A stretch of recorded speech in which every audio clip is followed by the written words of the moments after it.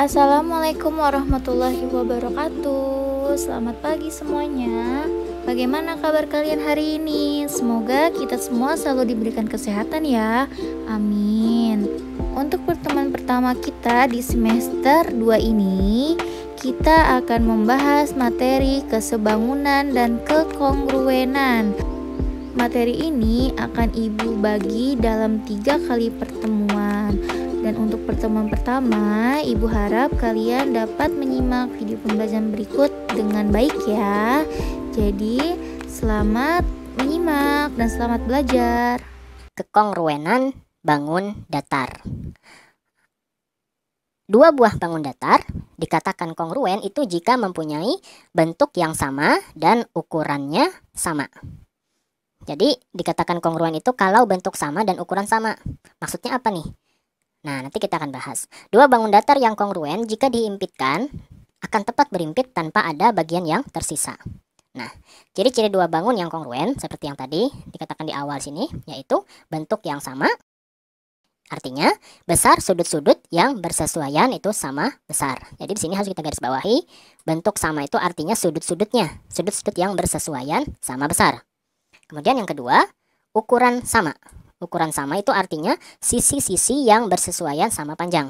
Jadi kalau dua buah bangun itu bentuknya sama, artinya sudutnya sama, kemudian ukurannya sama, maka disebut dengan kongruen ya. Jadi itu istilah dari kongruen. Besar sudutnya sama dan ukuran sisi-sisinya juga sama. Nah, kita lihat sekarang apakah kedua belah ketupat berikut ini kongruen. Nah, lihat. Apakah belah ketupat ABCD dengan belah ketupat EFGH ini kongruen? Nah, seperti yang dikatakan tadi, syarat kongruen itu adalah bentuk sama dan ukuran sama, yaitu apakah bentuknya sama? Berdasarkan sifat belah ketupat, bahwa jumlah sudut yang berdekatan itu adalah 180 derajat. Sekarang kita lihat. Di sini 40 derajat. Otomatis di sini juga 40 ya. Sini juga 40 derajat. Sekarang bagaimana dengan yang di sini? Atau yang di sini?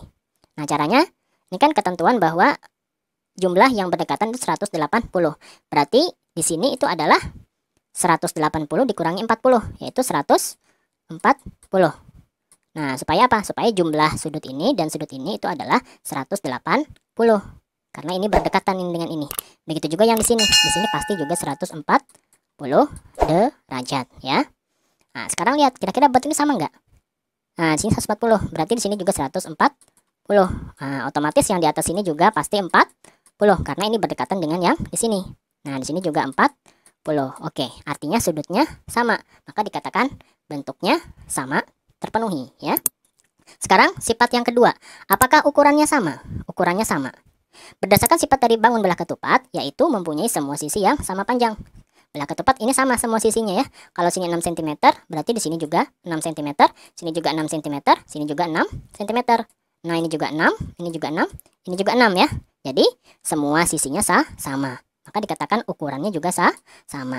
Nah, jadi terbukti bahwa belah ketupat ABCD dan belah ketupat EFGH ini adalah kongruen karena memiliki bentuk dan ukuran yang sama. Nah, begitu cara membuktikan bahwa dua buah bangun datar itu bersifat kongruen ya.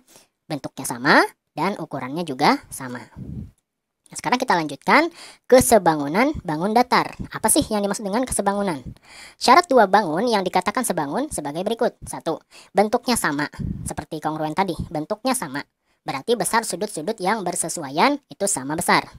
Kemudian yang kedua, perbandingan sisi-sisi yang bersesuaian sama panjang. Saya garis bawahi, perbandingan sisi-sisi.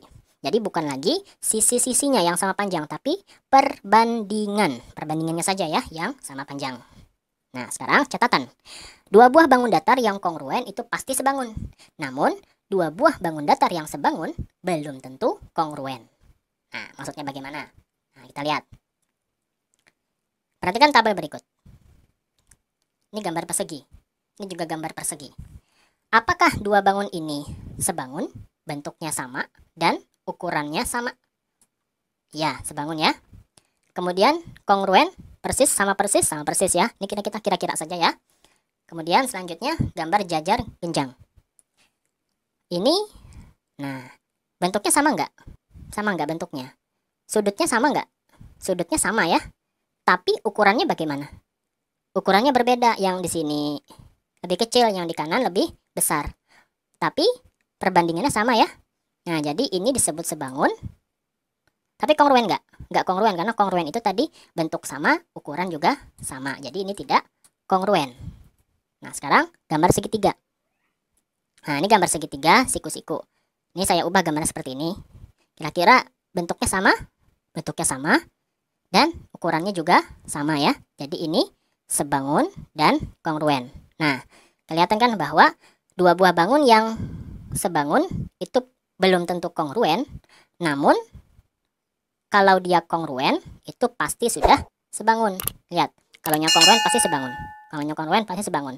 Tapi kalau dia sebangun belum tentu kongruen. Buktinya di sini ada yang sebangun tapi tidak kongruen, yaitu di gambar nomor 2 ini ya. Nah, sekarang kita lanjutkan. Nah, ini tadi catatan dua buah bangun datar yang kongruen pasti sebangun. Namun dua buah bangun datar yang sebangun belum tentu kongruen. Nah, sekarang kita lihat. Apakah trapesium ABCD sebangun dengan trapesium PQRS? Nah, lihat gambarnya.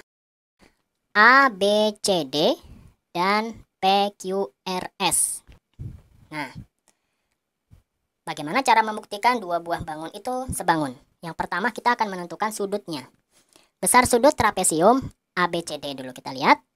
Yang pertama sudut A ini sama dengan sudut D yang di atas, yaitu 90 derajat, sama-sama 90 derajat ya, karena siku-siku.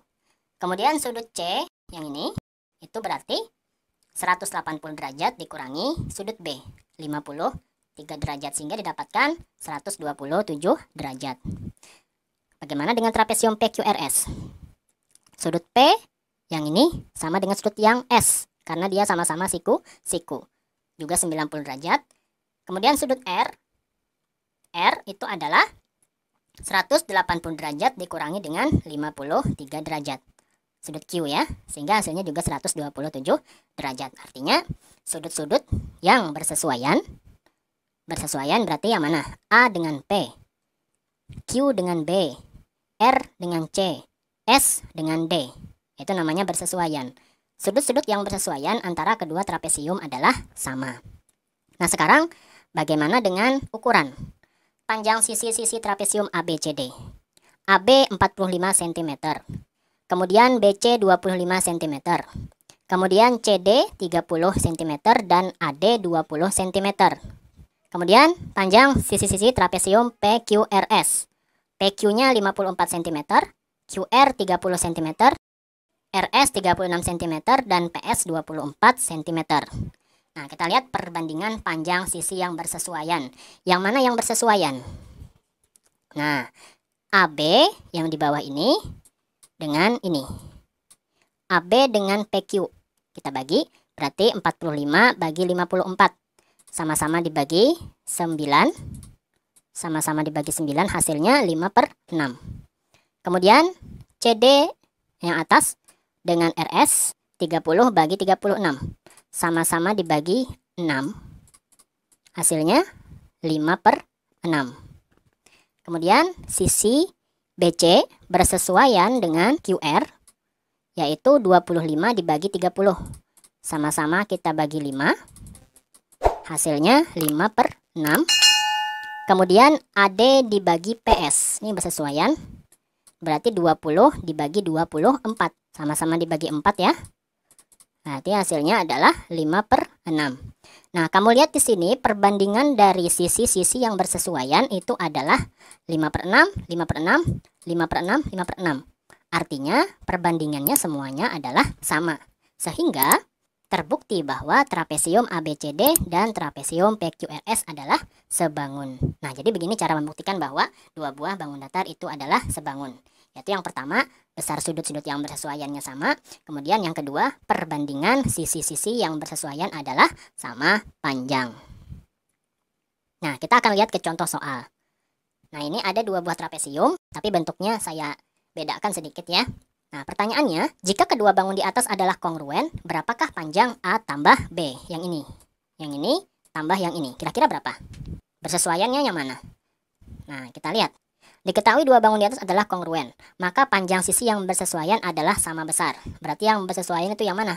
Kalau mau mencari yang bersesuaian itu dilihat bentuknya. Ini dengan ini bentuknya sama nggak? Nggak sama ya? Nggak sama. Ini lebih besar yang di bawah, sedangkan ini lebih besar yang di atas. Berarti yang bersesuaian itu sebenarnya 10 dengan ini A, ya. Kemudian yang di atas ini dengan 6. Nah, ya. Jadi kira-kira kalau kongruen berarti tadi apa?